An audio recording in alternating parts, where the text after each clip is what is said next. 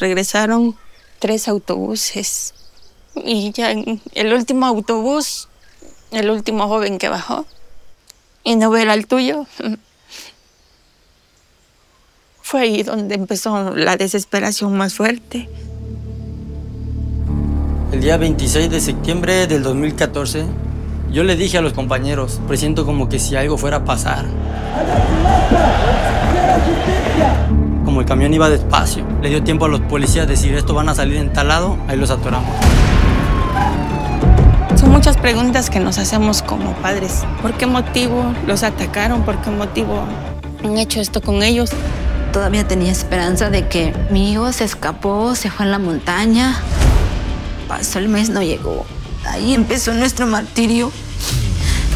Buzos de la Armada de México y peritos encontraron bolsas con restos humanos. Si tú sabes que el día anterior estuvo el jefe de la investigación criminal y al día siguiente encuentran el resto de Alexander Mora, es ahí donde yo tengo la certeza de que eso es una mentira. Es muy importante encontrar a los jóvenes de Ayotzinapa y castigar a los responsables. Hay algo muy raro ahí. Yo estaba en otro autobús que no lo mencionan. ¿Por qué no nos mencionan? I still believe the kids had no idea those buses were loaded with heroin. Cuando abrí los ojos, ya me estaban apuntando con una pistola en la cabeza a mí. Yo le tengo más miedo al gobierno que a cualquier otra cosa. Sobre esa declaración obtenida bajo tortura se sustenta la creación de esta verdad histórica y el intento de cierre del caso. Si alguien me quiere juzgar por eso, que me juzguen por amenazas, no por tortura. Nunca me acerqué, nunca lo toqué. Es una decisión política que se tomó en el más alto nivel del gobierno mexicano. Que mienta todas las veces más que quiera mentir. Pero esto apenas está empezando para él. Yo le pregunté al subsecretario Encinas, ¿qué está pasando? Me dice, te excediste en el número de militares. De Iguala, esta plaza ya tiene dueño. En la desaparición de los estudiantes concurrieron integrantes de Guerreros Unidos y agentes de diversas instituciones del Estado de México. Todos los más altos mandos de este país se coludieron para proteger y ocultar lo que pasó esa noche. Eso es un crimen de Estado.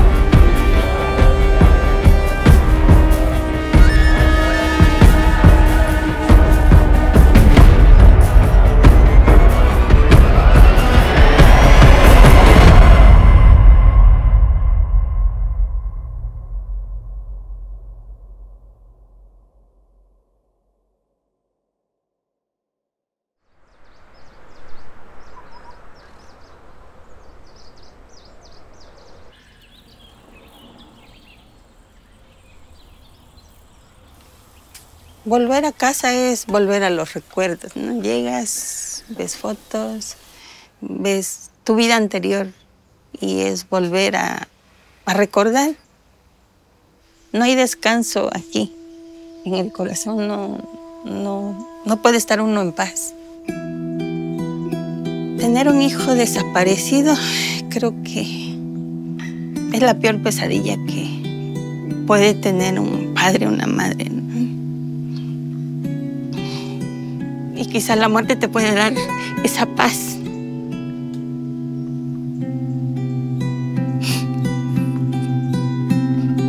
Para ya no estar viviendo esta pesadilla, ¿no? No se puede describir, es como si se te fuera la vida y... Él dijo que se quería ir a estudiar ahí, a la Yoxi. Y por ofrecerle un mejor futuro a su hija, pues, que haya pasado esto.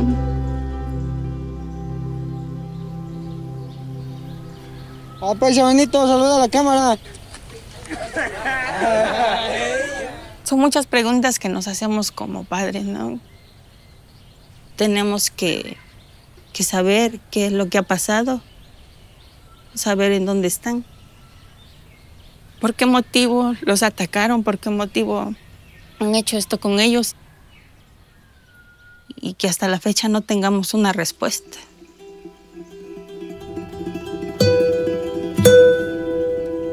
Viajar cada año para ver a las instancias de gobierno es muy desgastante para nosotros como padres, pues ya 9 años, tener reuniones que lejos de tener una respuesta, pues nos regresamos con más preguntas. No pedimos cosa que no sea más que saber de nuestros hijos, y ese amor hacia ellos es lo que nos ha impulsado a seguir adelante y enfrentarnos a las autoridades.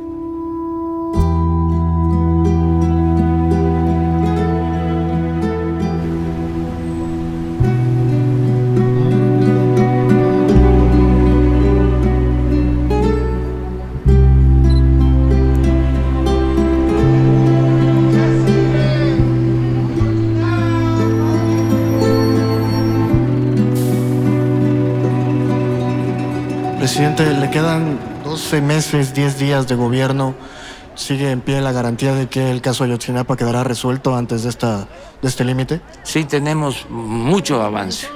Hoy vamos a informar, a dar a conocer toda la información, todo lo que podamos, porque no hemos fallado, ni vamos a fallar.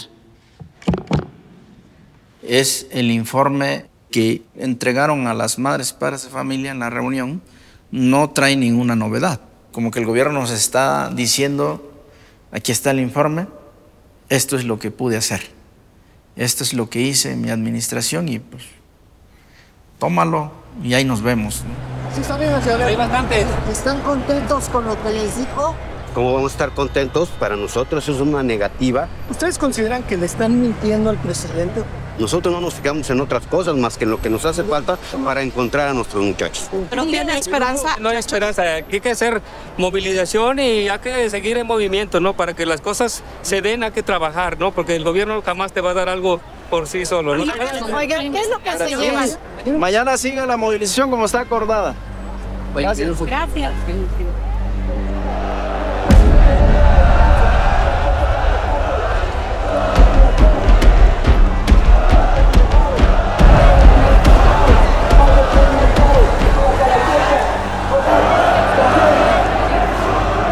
El caso de Ayotzinapa ilumina el drama de los desaparecidos en México a escala global.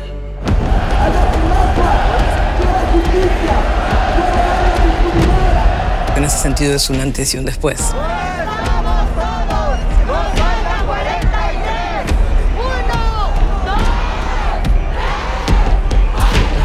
Este caso hace una radiografía de las redes criminales en el país, de la impunidad, ¿no?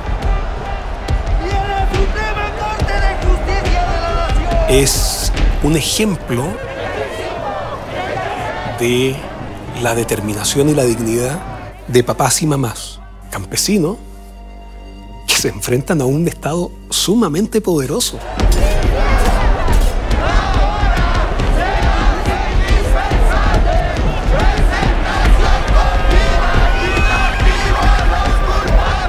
Esta dignidad, este estar en pie de lucha después de 9 años es un ejemplo de valor que tienen los padres de esos 43 estudiantes. Saca a la luz algo que ya estaba ocurriendo en México, pero que de alguna manera no se veía todo junto en un mismo episodio.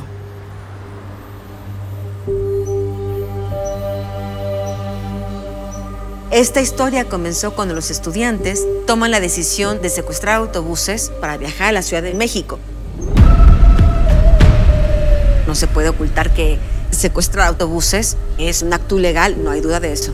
Pero son chicos, jóvenes que no tienen recursos económicos. Eso les ha valido el mote de vándalos, ¿no? ¡Ay, que quitaron los camiones!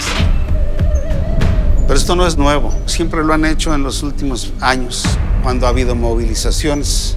Estaban juntando autobuses para llevar a la normal e irse en caravana con normalistas rurales de todo el país para asistir a la protesta del 2 de octubre que conmemora la masacre de estudiantes en Tlatelolco en 1968.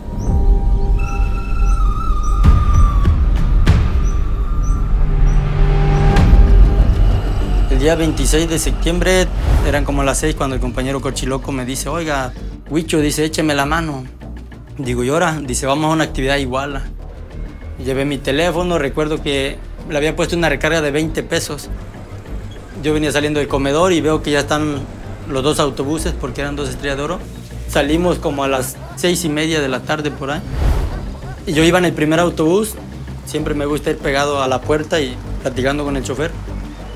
Yo le dije a los compañeros, digo, no sé, digo, presiento como que si algo fuera a pasar.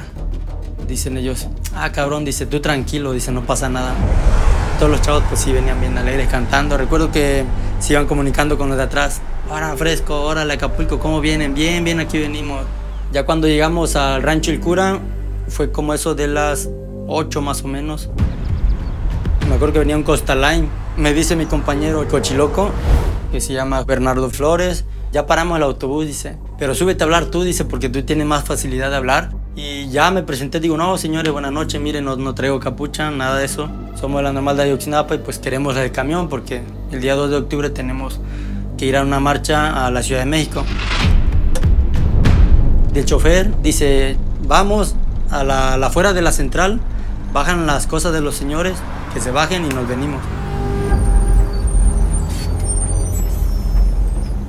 Cuando llegan a la central de autobuses de Iguala, el chofer baja su pasaje y en vez de entregarle las llaves a los estudiantes como se los había prometido, los encierra en el autobús. Los estudiantes llaman a sus compañeros que se quedaron en otro punto allá en las inmediaciones de Iguala para pedirles refuerzos, decirles que habían sido atrapados, que estaban ahí en la central de autobuses, que no sabían cómo salir de ahí. Yo por dentro sí estaba con miedo, digo, cabrón, estamos en Iguala. Iguala pues se caracteriza de que no, ahí está feo pues en cuestiones de seguridad. Sí, a poco rato llegan los compañeros y el compañero ya le sabía, como era de lucha, él sabe cómo se abren los autobuses. Ahí en la central de autobuses logran secuestrar otros 3 autobuses. Un autobús toma un camino correcto, que es una salida mucho más rápida para salir por Periférico, Palacio de Justicia regresar a Ayotzinapa, y otros se pierden en la ciudad y toman la calle Juan N. Álvarez. Son los 3 autobuses que toman la calle Juan N. Álvarez. Yo iba en el tercer autobús. Ya al llegar mero al centro de Iguala es cuando pues, nos damos cuenta que había como un evento político. Ya después, a los días, nos enteramos que pues, era un evento de la esposa del presidente municipal, de Abarca, su esposa. Entonces yo recuerdo que, no sé si fue de destino, no logro a veces comprender, que de la nada siento como en el hombro me tocan y me dicen, vete al primer autobús. Yo recuerdo que volteo a ver a mis espaldas, pues no había nadie, todos los compañeros venían atrás. No lo pensé 2 veces, como el camión iba despacio, me bajo y le dije al compañero Cochiloco, digo, me voy al primer autobús, digo, en caso de tirar madrazo voy a ser uno de los primeros. Ah, está bien, paisa, está bien, dice, cuídese. Fue lo último que me dijo y pues ya desde ahí no supe de él.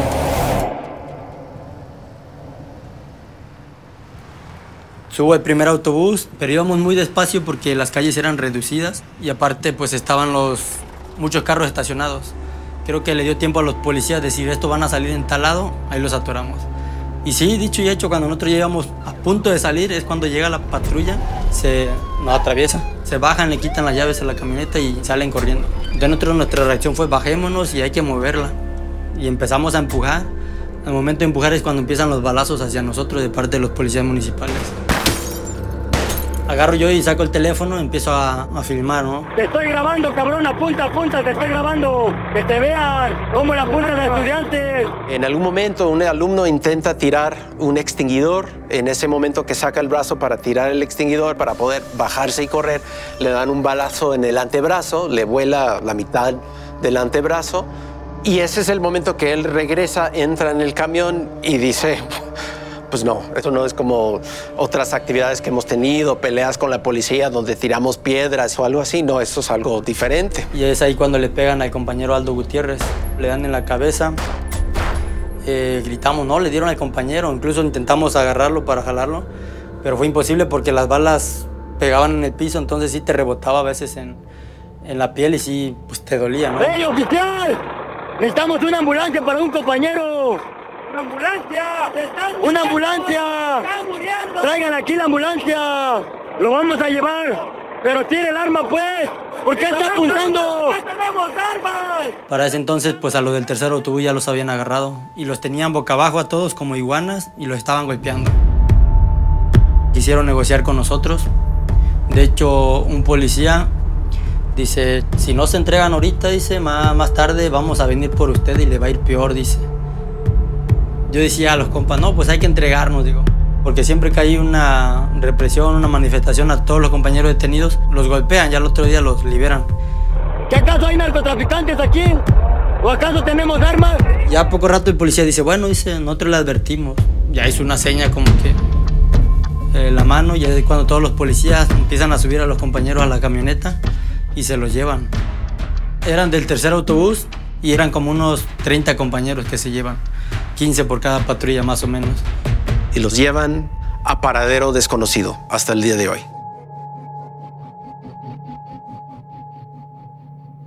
Pero la noche no termina ahí, porque hay todavía otro escenario grande de persecución y desaparición forzada masiva. Ese camión que rodea toda la ciudad llega al periférico y va hacia la salida de Iguala, camino hacia Ayotzinapa, cuando lo paran patrullas de la policía debajo de un puente, justo enfrente, vaya ironía, Palacio de Justicia. Ahí lo que va a pasar es que los van a rodear muchos policías, los gritan a los estudiantes que salgan, no quieren salir, rompen los vidrios, tiran gas lacrimógeno dentro del camión para obligar a los alumnos a bajar. Solo tenemos un par de datos o rastros, un compañero que estaba en ese camión que manda un mensaje a su mamá pidiendo que le manda saldo, un compañero que llama a un colega del otro escenario y dice, nos están echando gas. Uno que llamó a su papá y dice, es que huele muy feo. Los bajan, los someten, los suben a patrullas y se los llevan. Entonces solo tenemos detallitos de lo que vivieron y sufrieron ellos, porque hasta hoy no hemos podido hablar con ellos porque están desaparecidos. Volviendo al escenario de Juan N. Álvarez con Periférico, ya los alumnos del tercer camión se los habían llevado. Luego aquí adelante seguimos con los dos camiones y los alumnos refugiados o adentro o en el espacio entre ellos. Eso nos lleva más o menos hasta como las 10:30 de la noche, cuando se van los policías y los alumnos empiezan poco a poco a bajarse y a constatar cómo están todos, si hay algunos heridos, y empezar a llamar. Llamaron periodistas, llamaron a maestros y se pusieron a esperar.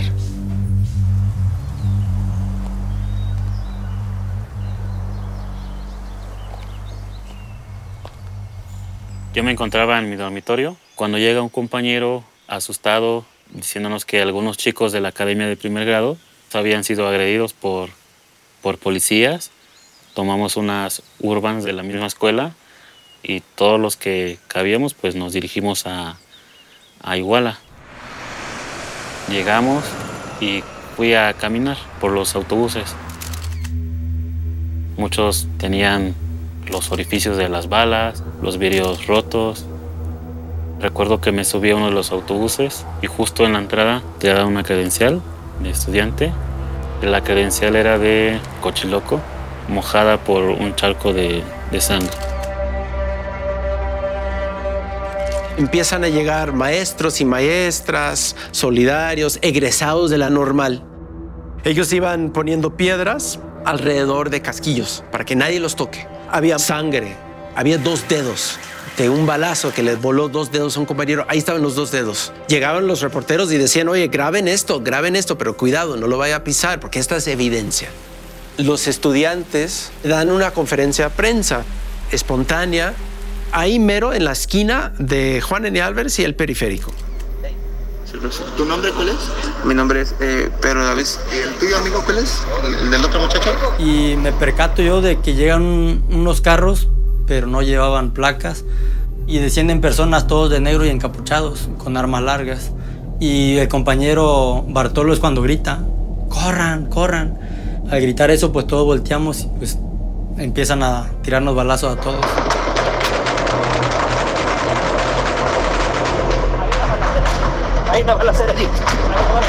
Todos los reporteros que estaban ahí, todos corrimos como se pudo. Y ya después observo que la camiseta o playera que yo llevaba estaba empapada de sangre. Me toco el cuerpo, digo, no tengo nada, ¿qué está pasando? Y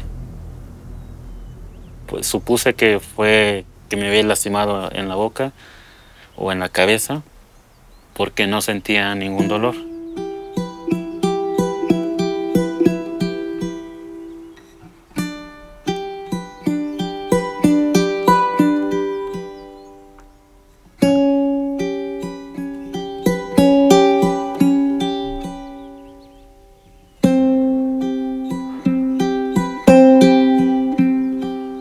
En ese momento, pues,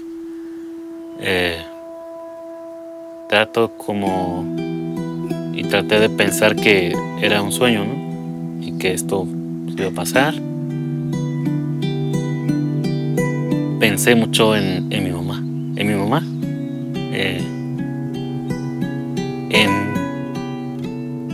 mi papá. Dije, mi papá se va a molestar y mi mamá se va a poner mal, se va a poner triste y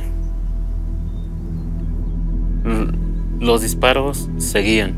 Hubo compañeros que se metieron debajo de los carros, subieron arriba de las azoteas. Hubo compañeros que sí le abrieron las puertas de la casa y los escondieron. Yo recuerdo que íbamos corriendo, iba el compañero Julio César Mondragón, el chilango, que incluso le grité, paisa, véngase para acá. Pero el compa pues salió corriendo. Me ve, compañero Ulises, y él como que se regresa y grita, ¿no? Llama pues a los demás. Intentaron cargarme, pero pues al cargarme sentía que toda la sangre como que me estaba ahogando, ¿no? Entonces yo dije, puedo caminar y sí, nos fuimos caminando hasta donde estaban los otros compañeros, que era el Hospital Cristina. Había 2 enfermeras y no nos permitían la entrada. Dijeron, es que no lo podemos ayudar. Pero pues al final de cuentas nos metimos. Llegó un médico, me observó nada más, no quiso atenderme y se fue. Todas las personas del Hospital Cristina también se fueron y solo nos quedamos los estudiantes. Me acerco a una ventana y me reflejé en el cristal y ahí fue donde pues me vi en donde se me había herido. Era pues todo el maxilar superior. Yo nada más lo veía negro y rojo. Era lo que yo veía en mi reflejo. Ya en la madrugada es cuando llegan los compañeros, salimos, nos juntamos y llegamos al lugar de los hechos. Ya estaba acordonado y estaban 2 compañeros caídos. Pues era el compañero Julio César Ramírez Nava y el compañero Daniel Solís Gallardo, que ya estaban sin vida, desgraciadamente, estaban ahí tirados. Todos callados, con miedo, unos compas llorando, no podíamos creer lo que estábamos viendo.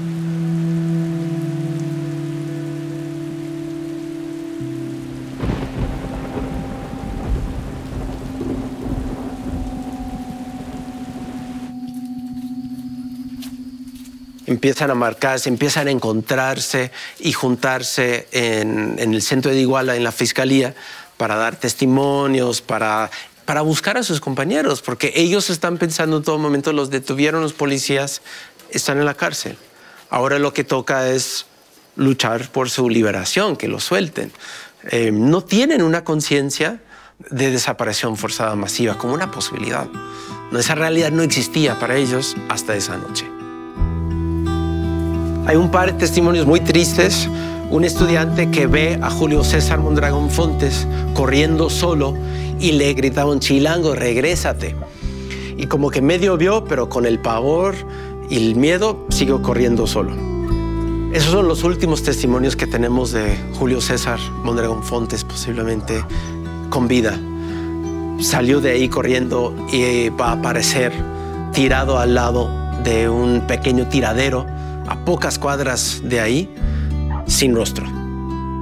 Le habían arrancado el rostro, empezaron a mandar en los WhatsApp todos, oye, mira lo que pasó. Pues yo recuerdo que todos los compañeros cuando vieron eso, Muchos se soltaron a llorar, muchos dijeron, no, ya me quiero ir de aquí. Para mí esa imagen era como el punto cúspide de la crueldad que dio toda una dimensión inabarcable de terror de la desaparición forzada masiva. Y la imagen que para mí quedó como pegado para siempre era la imagen de Julio César Mondragón Fontes, torturado, asesinado, sin rostro.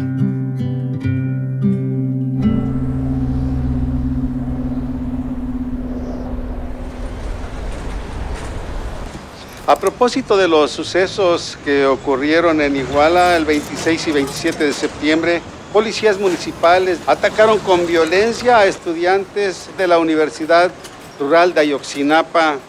Como resultado del ataque, hay más de 40 desaparecidos y al menos 6 fallecidos en estos acontecimientos violentos ocurridos en la zona norte del estado de Guerrero. Aquí en Guerrero los medios siempre han estado bajo el control del poder. Esa mañana la noticia fue que habían encontrado a este muchacho, a Julio César, que lo habían fíjate cómo algunos medios dijeron que habían sido desollado, pero por animales de rapiña, ¿no? Fíjate hasta donde los medios se prestaron sin siquiera investigar, ¿no? Yo me levanté el día 27 de septiembre del 2014, prendo la computadora a las más o menos 6 y algo, 7 de la mañana, y lo primero que veo, como confrontación, alumnos, Ayotzinapa, policías en Iguala. Casi todos los verbos era eso, casi como un desencuentro entre dos fuerzas paralelas, ¿no?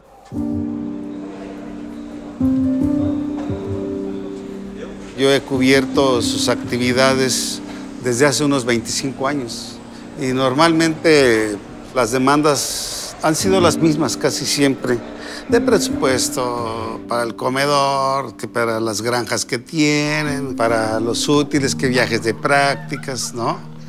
Son demandas que pues, son sencillas, ¿no? ¿Por qué? Porque la mayoría son hijos de campesinos, pescadores, obreros, albañiles, que es la única opción que tienen de estudiar. Es una escuela muy particular. No tiene una alma gemela en otro lugar que yo sepa. Es algo muy único de la historia mexicana, muy de izquierda, muy vinculado con la historia del socialismo, que busca forjar un programa de educación diseñado para la comunidad rural. Ellos creyeron y creen en ese compromiso social y se han dedicado por años y años y años a defender esa escuela y ese compromiso, ¿no? A toda costa.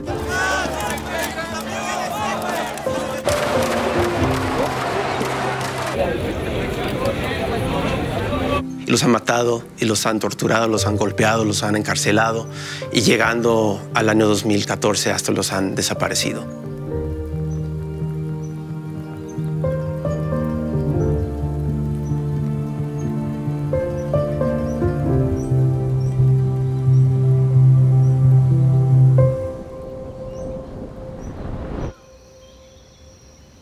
El 27 regresaron 3 autobuses. Veíamos cómo iban bajando los jóvenes.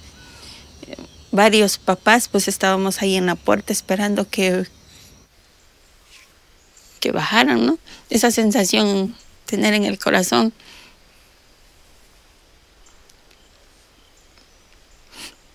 De ver que va a bajar tu hijo. Y ya en el último autobús, el último joven que bajó, y no ver al tuyo, fue ahí donde empezó la desesperación más fuerte. En ese momento pensaba cómo mi hijo va a desaparecer, cómo mi hijo no está, pero todavía tenía esperanza de que mi hijo se escapó, se fue a la montaña, a lo mejor en un mes llega. Pasó el mes, no llegó.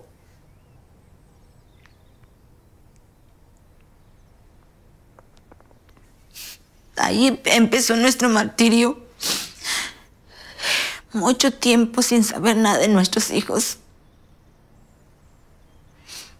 Pero aquí estamos.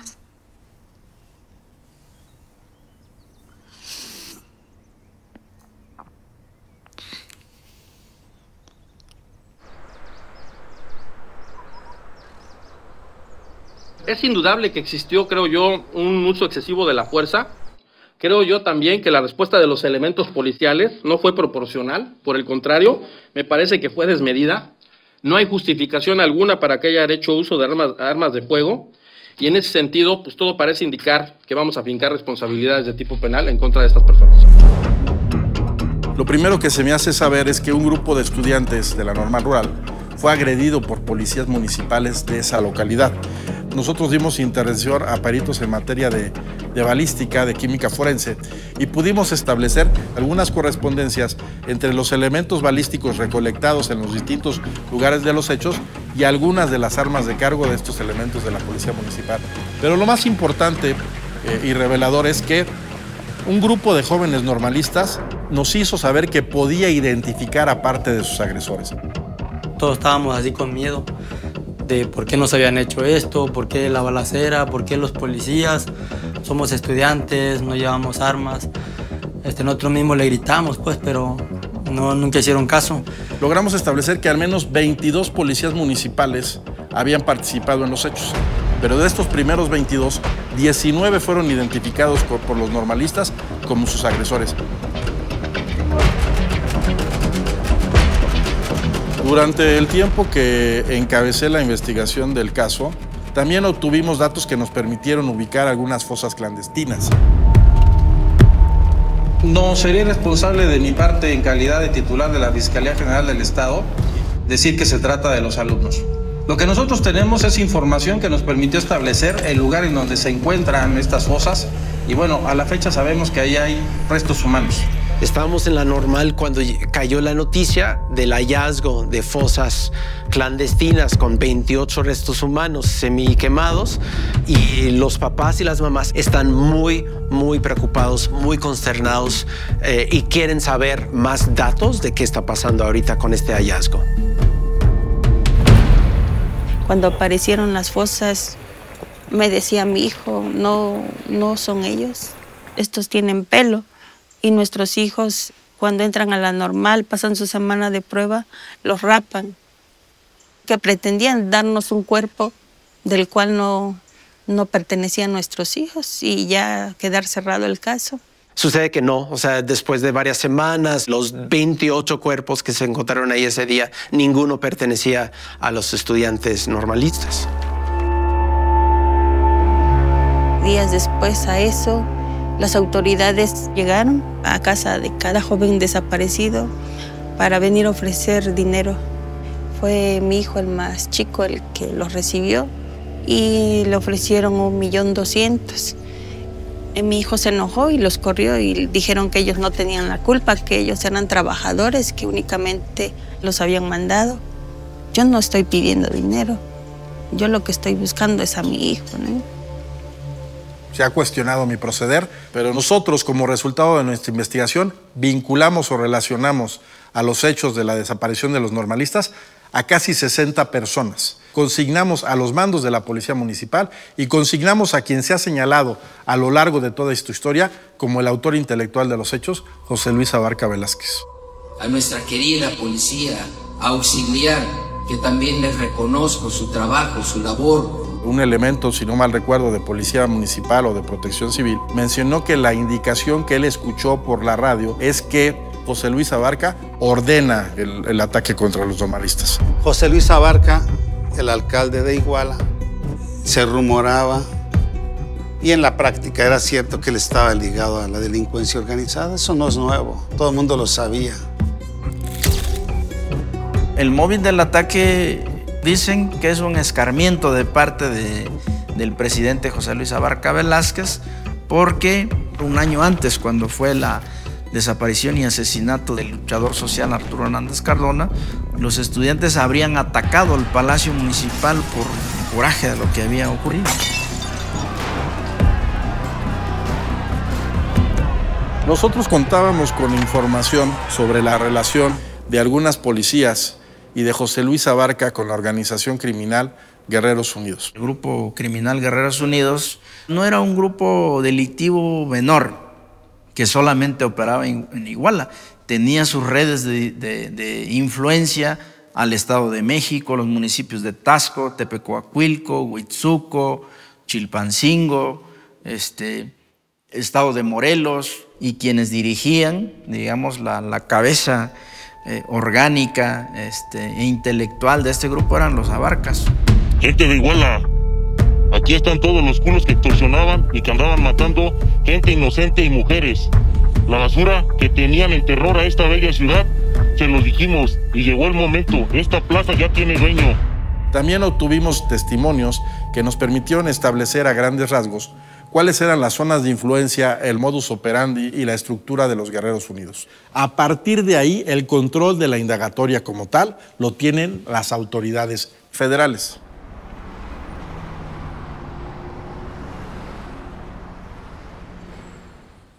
Señores, buenas tardes.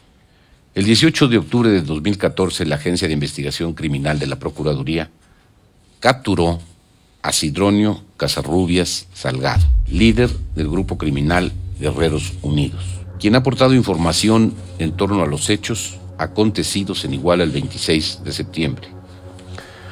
Guerreros Unidos había tejido una red de complicidad en varias alcaldías. En el caso concreto de Iguala, este grupo delictivo recibía del presidente municipal de 2 a 3 millones de pesos de manera regular, de los cuales cuando menos 600,000 eran destinados al control de la policía local. Es evidente que el alcalde José Luis Abarca pues estaba emparentado con una familia de narcotraficantes. De eso no hay duda.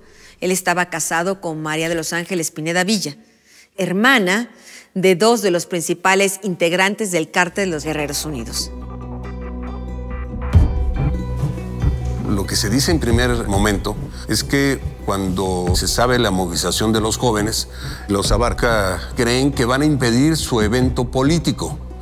Me parece verdaderamente impensable que haya dado la instrucción de aniquilar, de lastimar incluso solamente a los jóvenes. Pero pues esto sucedió. Mi nombre es Yazaret Liz Abarca Pineda y soy hija de José Luis Abarca Velázquez y María de los Ángeles Pineda Villa. Hoy es la primera vez que hablo después de 9 años. Nunca he hablado en medios de comunicación porque tengo mucho miedo a que algo le pase a mis papás, a que algo le pase a mis hermanos y a que algo me pase a mí. Los medios de comunicación decían que mi papá había sido el que había dado esa terrible orden en contra de los estudiantes. No te puedo explicar lo que sentíamos cada vez que hablaban del supuesto monstruo que era mi papá. La identificación y detención de algunos de los objetivos nos ha permitido obtener 26 órdenes de aprehensión, destacando principalmente la de José Luis Abarca. Su abogado le dijo, venga a la Ciudad de México, aquí vamos a platicar. Y fue cuando mi papá, a los pocos minutos que había salido de la casa, le llaman y le dicen que la casa estaba siendo cateada por la Policía Federal y por personal militar. Preguntaban, ¿dónde estaba José Luis? ¿Dónde estaba Ángeles? Yo no entendía por qué mi papá se tenía que ir. Yo no entendía por qué esto se había descontrolado así.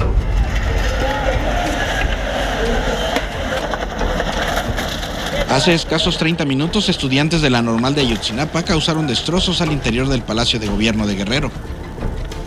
Ellos aseguran que están pidiendo que José Luis Abarca sea puesto ante las autoridades correspondientes.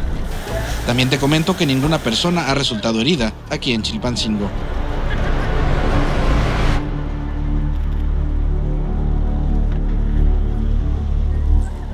Mi papá ya tenía un estrés muy fuerte.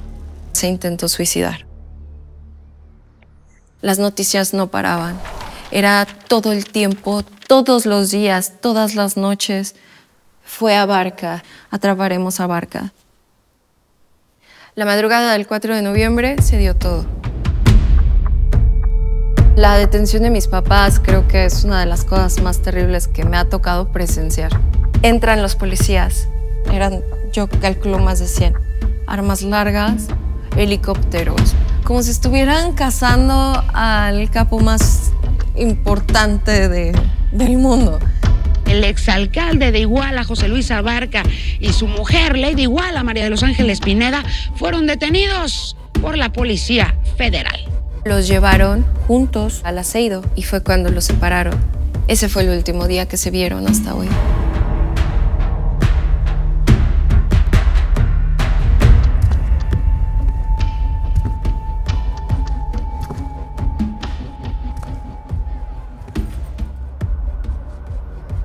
Tiene la palabra el señor Procurador de la República, licenciado Jesús Murillo Caram. Gracias, Lalo. Después del primer incidente que sufren los normalistas y al continuar su camino en los autobuses, elementos de la Policía Municipal de Iguala los detienen con violencia y los trasladan a la central policíaca. Ha quedado acreditado que los policías municipales entregaron a los retenidos a miembros del grupo criminal Guerreros Unidos. Los detenidos señalan que tomaron la carretera con dirección a Cocula para posteriormente dirigirse al basurero de ese municipio. ¿Había algunos muertos en la camioneta antes de bajar? Sí, al momento que yo iba pasando el shower, ya había muertos, ya había más de 15 muertos. ¿Muertos de bala o de qué?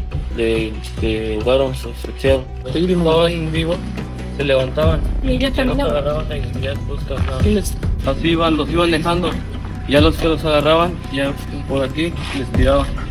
Y ya entonces los demás los jalaban de las patas o ya sea de las manos y los iban acomodándose. Los detenidos señalan que en ese lugar privaron de la vida a los sobrevivientes y posteriormente los arrojaron a la parte baja del basurero, donde quemaron los cuerpos. Estábamos viendo la televisión, cuando lo vimos estábamos comiendo y nos quedamos, ¿cómo? ¿Cómo que nuestros hijos fueron calcinados? Pues claro que todos llorando. Pero ya, por gracias a los abogados, donde ellos nos dijeron que no debemos de creer hasta que nos digan los peritos argentinos. Cuando nos llaman a nosotros para participar en el caso, me llamó por teléfono el director en ese momento del Centro Agustín Pro por los Derechos Humanos, que representa legalmente a las familias. Y en ese momento me pidió si podíamos dar un asesoramiento técnico. Nosotros somos siempre muy cautos porque somos peritos independientes, no asociados con el gobierno. Le dije que sí, pero que teníamos que contar con el apoyo de las familias. Y bueno, los padres dijeron que sí querían que fuéramos sus peritos y en esa calidad es que entramos en el caso.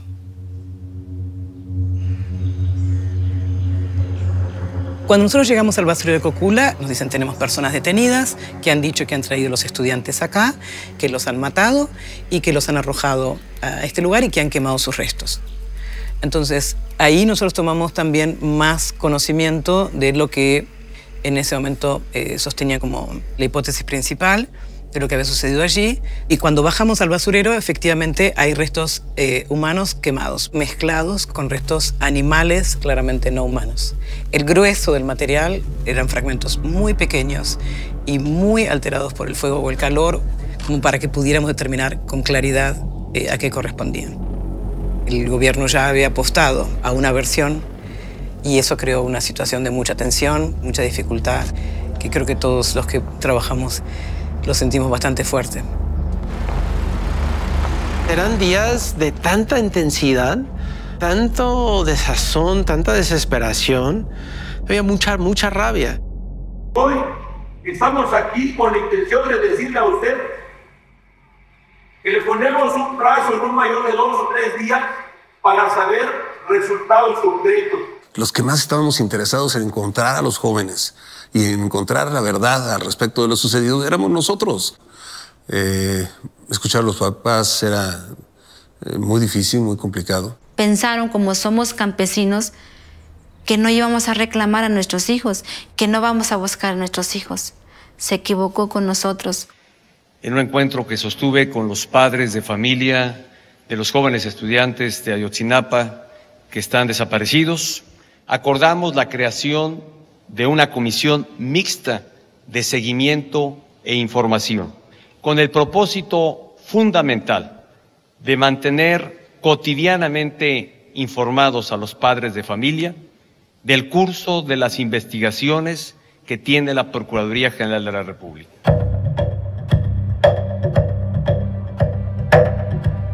Por primera vez en la historia de México se creó un grupo de expertos que pudiera dar un seguimiento y una asistencia técnica tanto en la investigación como en la búsqueda de los desaparecidos, como en la atención a las víctimas. Quería que fuera compuesto por solo mexicanos. Habían propuesto un expresidente del PRI, un juez, y ahí, ¿no es cierto?, nuevamente los representantes de los papás y la mamá se oponen tenazmente y se entiende que ser gente independiente, gente que no sea mexicana y que no tenga vínculos de interés con México, cosa de que puedan efectivamente investigar. El GIEI estaba constituido por un abogado de derechos humanos, Alejandro Valencia, dos ex fiscales, Claudia Paz y Ángela Buitrago, una ex fiscal general de Guatemala, otra ex fiscal delegada de la Corte Suprema de Justicia en Colombia, un abogado también de derechos humanos, Francisco Cox, y yo, digamos que era el único no abogado del grupo, soy doctor en psicología y médico. Cuando se anuncia que el grupo de expertos va a llegar a México, yo conocía al experto Alejandro Valencia. Y justo ahí él me dice, pues necesitamos a alguien aquí en México y quería saber si tú te animas, ¿no? Y a la siguiente semana estaba trabajando con los expertos, ¿no?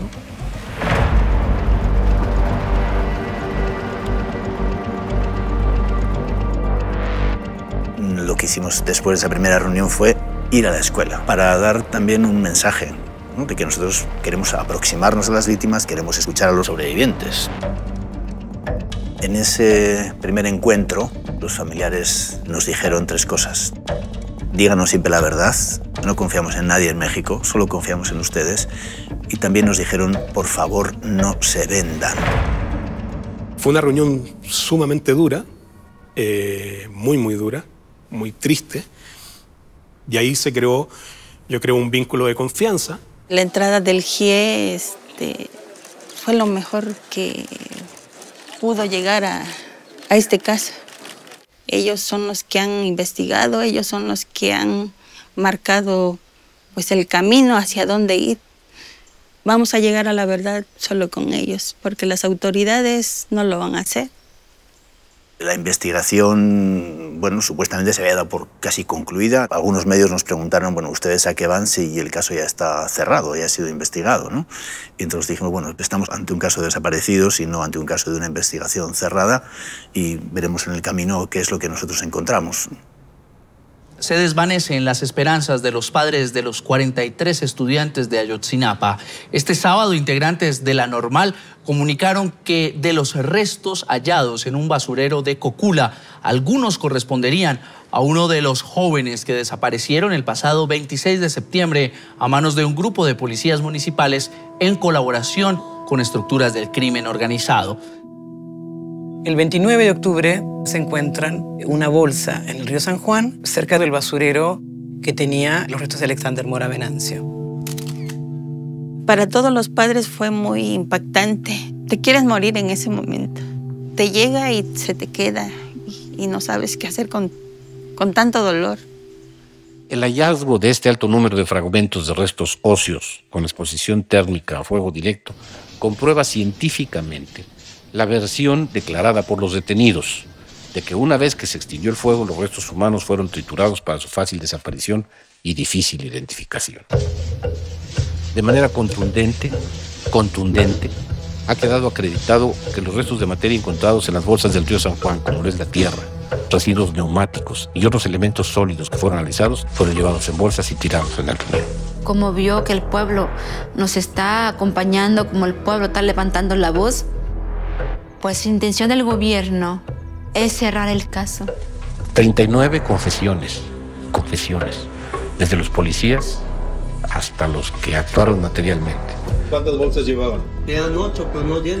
487 peritajes, 386 declaraciones, 153 inspecciones ministeriales. Estos y muchos otros elementos aportados durante la investigación permitieron realizar un análisis lógico-causal y llegaron, sin lugar a dudas, a concluir que los estudiantes normalistas fueron privados de la libertad, privados de la vida, incinerados y arrojados al río San Juan en ese orden. Esta es la verdad histórica de los hechos. Muchas gracias. Muchas gracias.